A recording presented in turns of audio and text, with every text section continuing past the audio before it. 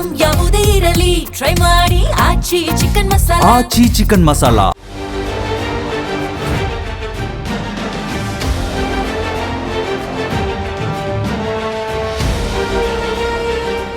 ಪ್ರಧಾನಿ ಮೋದಿ ಮತ್ತು ಅಮಿತ್ ಶಾ ಆಡಳಿತದಲ್ಲಿ ಸಾಂವಿಧಾನಿಕ ಸಂಸ್ಥೆಗಳ ದುರ್ಬಳಕೆಯಿಂದ ದೇಶದ ಚುನಾವಣಾ ಪ್ರಜಾಪ್ರಭುತ್ವ ಅಪಾಯದಲ್ಲಿದೆ ಎಂದು ಐಎನ್ಡಿಐಎ ಮೈತ್ರಿಕೂಟ ಕಳವಳ ವ್ಯಕ್ತಪಡಿಸಿದೆ. ಈ ಹಿನ್ನೆಲೆಯಲ್ಲಿ ಚುನಾವಣಾ ಆಯೋಗದ ಮತಪಟ್ಟಿ ವಿಶೇಷ ಸಮಗ್ರ ಪರಿಷ್ಕರಣೆ ಅಂದರೆ ಎಸ್ಐಆರ್ ಪ್ರಕ್ರಿಯೆಯನ್ನ ಕೂಡಲೇ ರದ್ದುಗೊಳಿಸಬೇಕು ಮತ್ತು ಮುಂದಿನ ಚುನಾವಣೆಗಳನ್ನು ಇವಿಎಂ ಬದಲು ಬ್ಯಾಲೆಟ್ ಪೇಪರ್ ಮೂಲಕ ನಡೆಸಬೇಕು ಅಂತ ಕೋರಿ ಮೈತ್ರಿಕೂಟದ 24 ಪಕ್ಷಗಳ ನಾಯಕರು ಮುಖ್ಯ ನ್ಯಾಯಮೂರ್ತಿ ಸೂರ್ಯಕಾಂತ್ ಅವರಿಗೆ ಪತ್ರ ಬರೆದಿದ್ದಾರೆ. ಪ್ರಧಾನಿ ನರೇಂದ್ರ ಮೋದಿ, ಗೃಹ ಸಚಿವ ಅಮಿತ್ ಶಾ ಆಡಳಿತದಲ್ಲಿ ದೇಶದ ಚುನಾವಣಾ ಪ್ರಜಾಪ್ರಭುತ್ವ ವ್ಯವಸ್ಥೆ ಗಂಭೀರ ಅಪಾಯಕ್ಕೆ ಸಿಲುಕಿದೆ ಎಂದು ಕಳವಳ ವ್ಯಕ್ತಪಡಿಸಿರುವ ಪ್ರತಿಪಕ್ಷಗಳ ಮೈತ್ರಿಕೂಟ ಐಎನ್ಡಿಐಎ ಸಾಂವಿಧಾನಿಕ ಸಂಸ್ಥೆಗಳನ್ನು ದುರ್ಬಳಕೆ ಮಾಡಿಕೊಂಡಿರುವ ಕೇಂದ್ರ ಸರ್ಕಾರ ಗುಪ್ತ ಕಾರ್ಯಸೂಚಿ ಜಾರಿಗೊಳಿಸಲು ಪ್ರಯತ್ನಿಸ್ತಾ ಇದೆ ಅಂತ ಆರೋಪ ಮಾಡಿದೆ. ಕೇಂದ್ರ ಚುನಾವಣಾ ಆಯೋಗ ಕೈಗೊಂಡಿರುವ ಮತಪಟ್ಟಿ ವಿಶೇಷ ಸಮಗ್ರ ಪರಿಷ್ಕರಣೆ ಕೂಡಲೇ ರದ್ದಾಗಬೇಕು.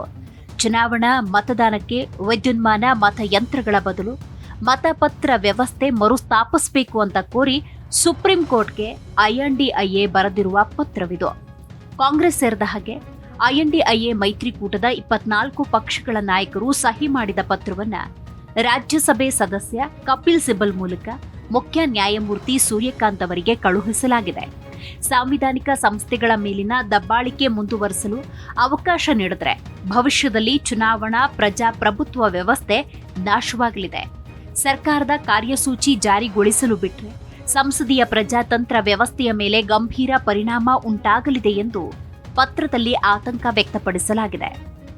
ಹಾಗಾದ್ರೆ ಆ ಪತ್ರದಲ್ಲಿರುವ ಪ್ರಮುಖ ವಿಚಾರಗಳೇನು ನೋಡೋದಾದ್ರೆ, ಪ್ರಧಾನಿ ನರೇಂದ್ರ ಮೋದಿ, ಗೃಹ ಸಚಿವ ಅಮಿತ್ ಶಾ ಆಡಳಿತದಲ್ಲಿ ದೇಶದ ಚುನಾವಣಾ ಪ್ರಜಾಪ್ರಭುತ್ವ ವ್ಯವಸ್ಥೆ ಗಂಭೀರ ಅಪಾಯದಲ್ಲಿದೆ.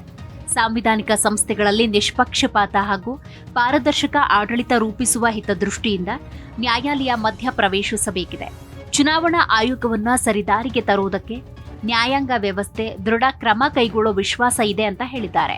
ಚುನಾವಣಾ ಆಯೋಗ ನಡೆಸ್ತಾ ಇರುವ ಏಕಪಕ್ಷೀಯ ಎಸ್ಐಆರ್ ಪ್ರಕ್ರಿಯೆ ಪ್ರಜಾತಂತ್ರ ವ್ಯವಸ್ಥೆಯ ದುರಂತಕ್ಕೆ ಕನ್ನಡಿ. ಕೇಂದ್ರ ಚುನಾವಣಾ ಆಯೋಗದ ಪಕ್ಷಪಾತಿಯ ಧೋರಣೆಗೆ ಸಾಕ್ಷಿಯಾಗಿದೆ. ಮತಪಟ್ಟಿ ಇವಿಎಂಗಳನ್ನು ತಿರುಚಲಾಗಿದೆ.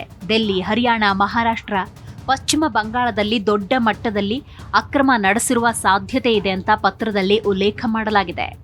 ಪಶ್ಚಿಮ ಬಂಗಾಳದಲ್ಲಿ 27 ಲಕ್ಷ ಜನರ ಮತದಾನದ ಹಕ್ಕು ಕಸಿದುಕೊಳ್ಳಲಾಗಿದೆ. 2.40 ಲಕ್ಷ ಭದ್ರತಾ ಸಿಬ್ಬಂದಿ ನಿಯೋಜಿಸಿ ಚುನಾವಣೆ ನಡೆಸಲಾಗಿದೆ. ಬಿಜೆಪಿ ಪರವಾಗಿ ಕಾರ್ಯನಿರ್ವಹಿಸಿದ ಆಯೋಗದ ಕ್ರಮದಿಂದ ಹಲವು ರಾಜ್ಯಗಳಲ್ಲಿ ಬಿಜೆಪಿ ಅಧಿಕಾರಕ್ಕೆ ಬಂದಿದೆ ಅಂತ ಪತ್ರದಲ್ಲಿ ಗಂಭೀರ ಆರೋಪ ಮಾಡಲಾಗಿದೆ. ಹಾಗಾದ್ರೆ ಆ ಪತ್ರದ ಪ್ರಮುಖ ವಿಚಾರಗಳಾದ್ರೂ ಏನು? ಭವಿಷ್ಯದಲ್ಲಿ ಚುನಾವಣಾ ಸನಿಹದಲ್ಲಿ ಎಸ್ಐಆರ್ ಕೈಗೊಳ್ಳದಂತೆ ಆಯೋಗವನ್ನ ನಿಯಂತ್ರಿಸಬೇಕು. ಚುನಾವಣೆಯ 5 ವರ್ಷ ಮೊದಲು ಎಸ್ಐಆರ್ ಪೂರ್ಣಗೊಳಿಸಲು ನಿರ್ದೇಶನ ನೀಡಬೇಕು. ಮುಂದಿನ ಚುನಾವಣೆಗಳನ್ನು ಇವಿಎಂ ಬದಲು ಬ್ಯಾಲೆಟ್ ಪೇಪರ್ ಮೂಲಕ ಮಾಡಬೇಕು. ಚುನಾವಣಾ ಪ್ರಕ್ರಿಯೆಯ ಸಮಗ್ರತೆ, ವಿಶ್ವಾಸಾರ್ಹತೆ ಮರುಸ್ಥಾಪಿಸುವುದಕ್ಕೆ ನ್ಯಾಯಾಂಗ ಕ್ರಮ ವಹಿಸಬೇಕು. ಹೀಗೆ ಪ್ರಮುಖ ವಿಚಾರಗಳು ಆ ಪತ್ರದಲ್ಲಿದೆ. ಹಾಗಾದ್ರೆ ಏನಿದು ಎಸ್ಐಆರ್? ಇದು ಯಾವ ರೀತಿ ನಡೆಯುತ್ತೆ? ಎಸ್ಐಆರ್ ಅಂದ್ರೆ ಭಾರತೀಯ ಚುನಾವಣಾ ಆಯೋಗ ಮತದಾರರ ಪಟ್ಟಿಯನ್ನ ಪರಿಷ್ಕರಿಸಲು ಮತ್ತು ದೋಷ ಮುಕ್ತಗೊಳಿಸಲು ನಡೆಸ್ತಾ ಇರುವ ವಿಶೇಷ ತೀವ್ರ ಪರಿಷ್ಕರಣೆ. ಮತದಾರರ ಪಟ್ಟಿಯಲ್ಲಿರುವ ಮೃತಪಟ್ಟ, ಬೇರೆಡೆ ಸ್ಥಳಾಂತರಗೊಂಡ ನಕಲಿ ಮತದಾರರ ಹೆಸರನ್ನ ತೆಗೆದುಹಾಕುವುದು ಮತ್ತು ಅರ್ಹ ಹೊಸ ಮತದಾರರನ್ನ ಸೇರಿಸೋದು. ಬಿಎಲ್ಒ ಅಧಿಕಾರಿಗಳು ಮನೆ ಮನೆಗೆ ಭೇಟಿ ನೀಡಿ ಪರಿಶೀಲನೆಯನ್ನ ಈ ಸಂದರ್ಭದಲ್ಲಿ ನಡೆಸ್ತಾರೆ. ಹೌದು, ಭಾರತೀಯ ಚುನಾವಣಾ ಆಯೋಗ ದೇಶದಾದ್ಯಂತ ಮತದಾರರ ಪಟ್ಟಿಯನ್ನ ಶುದ್ಧೀಕರಿಸಲು, ನವೀಕರಿಸಲು ವಿಶೇಷ ಸಮಗ್ರ ಪರಿಷ್ಕರಣೆ ಪ್ರಕ್ರಿಯೆಯನ್ನ ವಿವಿಧ ಹಂತಗಳಲ್ಲಿ ನಡೆಸ್ತಾ ಇದೆ. ಇತ್ತೀಚಿನ ಹಂತದಲ್ಲಿ 5 ಪ್ರಮುಖ ರಾಜ್ಯಗಳು, ಕೇಂದ್ರಾಡಳಿತ ಪ್ರದೇಶಗಳಲ್ಲಿ ಮನೆ ಮನೆಗೆ ಭೇಟಿ ನೀಡುವ ಗಣತಿ ಪ್ರಕ್ರಿಯೆ ಆರಂಭವಾಗಿದೆ. ಕರ್ನಾಟಕ, ಮಹಾರಾಷ್ಟ್ರ, ಜಾರ್ಖಂಡ್, ಮೇಘಾಲಯ, ಕೇಂದ್ರಾಡಳಿತ ಪ್ರದೇಶವಾದ ದೆಹಲಿಯಲ್ಲಿ. ಇನ್ನು ಪ್ರಮುಖ ಹಂತಗಳಲ್ಲಿ ಎಸ್ಐಆರ್ ಪ್ರಕ್ರಿಯೆಗೆ ಒಳಪಟ್ಟ ಇತರ ರಾಜ್ಯಗಳು ಮತ್ತು ಕೇಂದ್ರಾಡಳಿತ ಪ್ರದೇಶಗಳನ್ನು ನೋಡುವುದಾದರೆ ಪಶ್ಚಿಮ ಬಂಗಾಳ, ಅಸ್ಸಾಂ, ತಮಿಳುನಾಡು, ಕೇರಳ, ಬಿಹಾರ, ಮೊದಲ ಹಂತ ಪ್ರಾಯೋಗಿಕವಾಗಿ ಅನುಷ್ಠಾನಗೊಂಡಿದೆ.